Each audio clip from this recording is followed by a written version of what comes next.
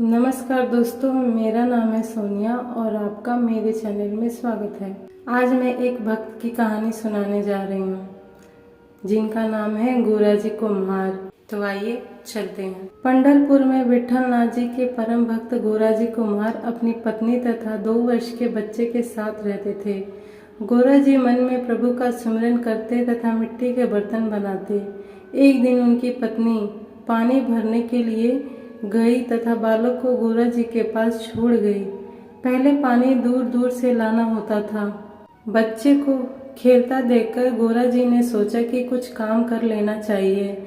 वे मिट्टी के ढेर पर पानी छिड़ककर पैरों से मिट्टी कुचलने लगे तथा मुंह से विठल विठल नाम का जाप करने लगे। पैरों में मिट्टी कुचलते उनकी आंखें बंद हो गईं तथा वह परमात्मा में स्थिर हो गए। पैर से मिट्टी कुचलने का कार्य चालू था और उनकी समाधि सी लग गई थी। उनके बालक की नजर खेलते खेलते पिता पर पड़ी तो वह उनकी ओर आया और सोचा उनसे प्यार करेंगे, परंतु बालक जैसे ही पास आया गोराजी का पैर बालक पर पड़ा और बालक मिट्टी में दब गया। बालक चीखा, परंतु गोराजी तो भक्ति में मग्न थे। बालक की आवाज उनके कानों तक नहीं पहुंची तथा बालक मिट्टी में मिल गया। उनके पैरों से कुछ वह हड्डियां निकल आईं और बालक मर गया। पत्नी पानी लेकर आई तो बालक नहीं दिखा। हर जगह ढूंढने लगी। उसके रोने पर आसपास के लोग इकट्ठा हो गए। गोराजी तो भक्ति में मग्न थे, उन्हें कोई होश नहीं था, परंतु जब पत्नी ने उन्हें स्पर्श किया, वह हिलाया तो उनकी समाधि टूट गई। जब उन्होंने पड़ोसियों व गांव वालों को देखा तो पूछने लगे कि क्या हुआ। तो पत्नी ने पूछा कि बालक को आपके पास छोड़ कर गई थी, वह बालक कहाँ है? बालक मिल नहीं रहा है। तभी अचानक पत्नी की दृष्टि मिट्टी पर पड़ी तो देखा कि बालक की हड्डियां निकल गई हैं तथा मिट्टी में मरा पड़ा है। जब यह दृश्य देखा तो उनकी पत्नी जोर जोर से रोने लगी। पड़ोसी भी गोराजी को कहने लगे कि ऐसी भक्ति किस काम की। बालक पैरों में कुचला गया फिर भी पता न लगा तथा गोराजी को भला बुरा कहने लगे। उनकी पत्नी के मुख से भी पुत्र मोह में गोराजी को ईश्वर भक्ति के विरुद्ध बुरे शब्द निकल गए। जब पत्नी ने कहा तो गोराजी को बुरा लगा तथा कहने लगे कि बालक का समय आ गया होगा, इसलिए चला गया। ये जीवन स्वप्न है, इसलिए चिंता न कर। प्रभु जो करता है अच्छा ही करता है, अतः शोक न कर। प्रभु ने जब देखा तो भक्त की परेशानी दूर करने के लिए भगवान योगी का रूप धर कर गोराजी के घर आए तथा अलख जगाई। गोराजी की पत्नी का नियम था कि घर आए अतिथि को भोजन कराए बिना कभी भी जाने नहीं देती थी।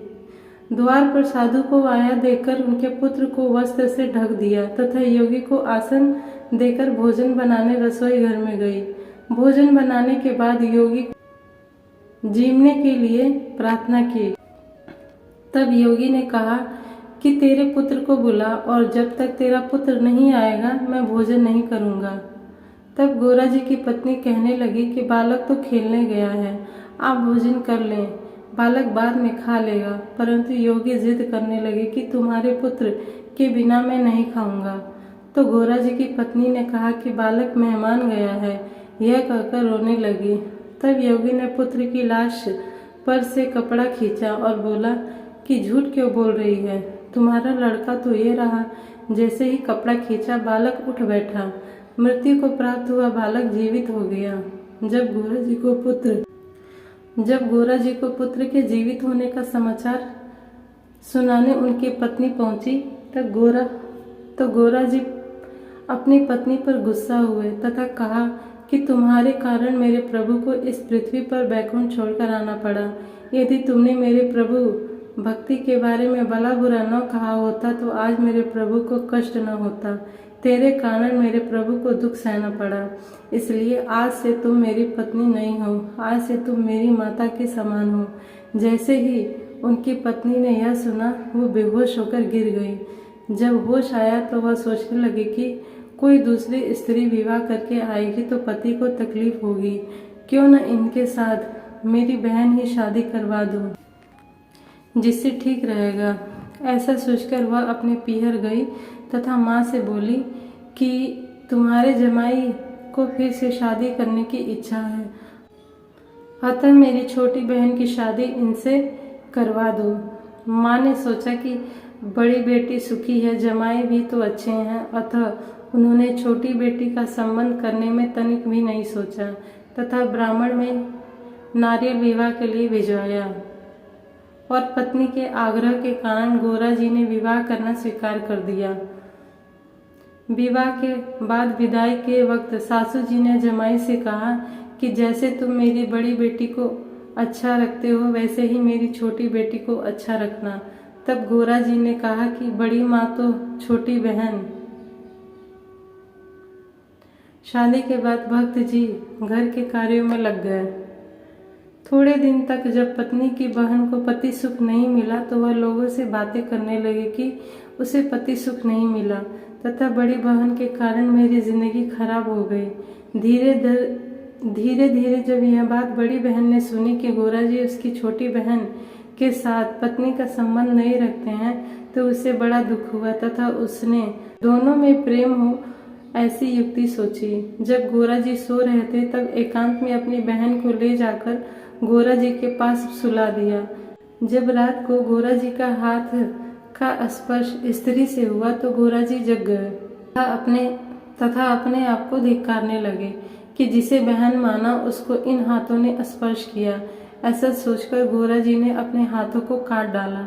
ऐसा होते देखकर पत्नी भयभीत हो गई तथा रोने लगी। गोरा जी के हाथ कट जाने से बर्तन नहीं बनने की वजह से परिवार की आर्थिक स्थिति कमजोर हो गई। जब भगवान ने देखा कि भक्त की आर्थिक स्थिति कमजोर हो गई है तो भक्त की परेशानी को दूर करने के लिए भगवान विट्ठल ने कमलानाथ नामक कुम्हार का वेश धरा। गरुड़ को गधा बनाकर तथा लक्ष्मी जी को कुम्हारन बनाया और जी के घर पर आकर कहने लगे, भगत जी मेरे देश में अकाल पड़ा है अतः हम इधर आ गए हैं, हमें नौकरी पर रख लो। गोरा जी ने कहा, मैं गरीब हूँ, भला मैं तुम्हें क्या दे सकता हूँ, तुम किसी और के पास जाकर नौकरी कर लो। तब भगवान बोले कि मुझे पैसे नहीं चाहिए, केवल 2 वक्त का भोजन दे देना। गोरा जी ने हामी भर दी। भगवान सुंदर बर्तन बनाने लगे जिससे गोरा जी की आय भी बढ़ गई। एक बार संत नामदेव जी विट्ठलनाथ जी के दर्शन को मंदिर में गए तो उन्हें मूर्ति में भगवान का तेज नहीं दिखा।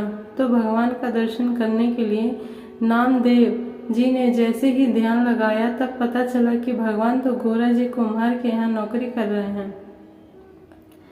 तो नामदेव जी गोरा जी के घर पर गए। भक्त नामदेव को आता देखकर गोरा जी प्रसन्न हुए तथा आसन दिया। तभी भगवान नामदेव जी को आता देखकर मिट्टी के पीछे छिप गए। बाद में मंदिर चले गए।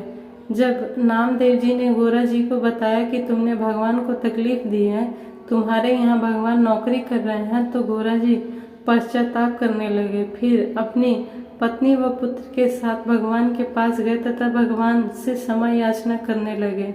तब भगवान ने पूछा कि तुम अपनी पत्नी के साथ संबंध क्यों नहीं रखते हो।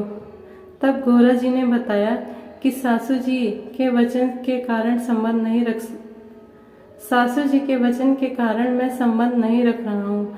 भगवान ने कहा कि पहली पत्नी का त्याग किया, उसका भी निमित्त तुमने मुझे बनाया, अतः आज से मेरी आज्ञा है कि तुम दोनों स्त्रियों के साथ प्रसन्न रहो। तभी गोरा जी के हाथ भी ठीक हो गए। भक्त गोरा जी अच्छे से अपने दोनों पत्नी व बच्चों के साथ रहने लगे। तो ये थी हमारे भक्त की कहानी है। बोलिए जय जय श्री राधे।